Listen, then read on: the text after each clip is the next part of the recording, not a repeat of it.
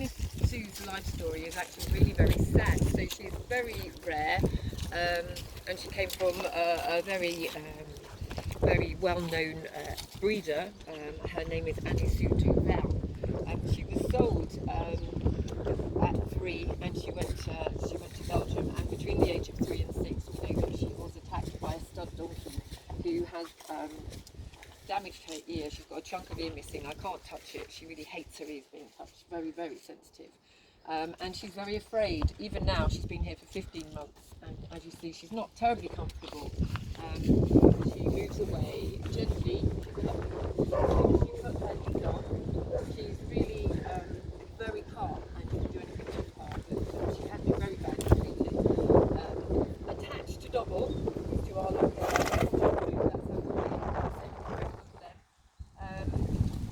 she's just such a lovely girl. She's so sad. So yeah, she had her ear broken and damaged by a stud donkey at 3 and 6. She's been bred a number of times again since that young age. Probably too young, but she managed to have her first successful birth in 2019, and the foal, her female, was sold very young straight away and taken from her. Her previous owner had cancer and was unfortunately died, and that's how Kai ended up with both of these, because they're very attached to each other. So she came here having just lost her owner, having just lost her very young foal, having a history of being maltreated. She was very malnourished, so she was really, really painfully thin, full of worms, and her feet were all in a terrible condition with abscess on top of abscess and laminitis.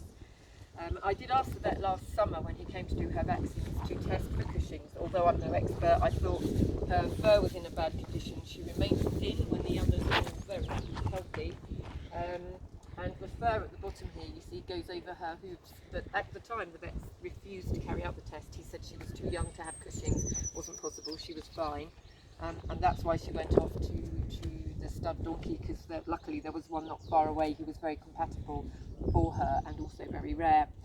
And then in January she had a serious attack of colic, and she was seriously ill. We thought we were going to lose her. She was on the ground and couldn't get up.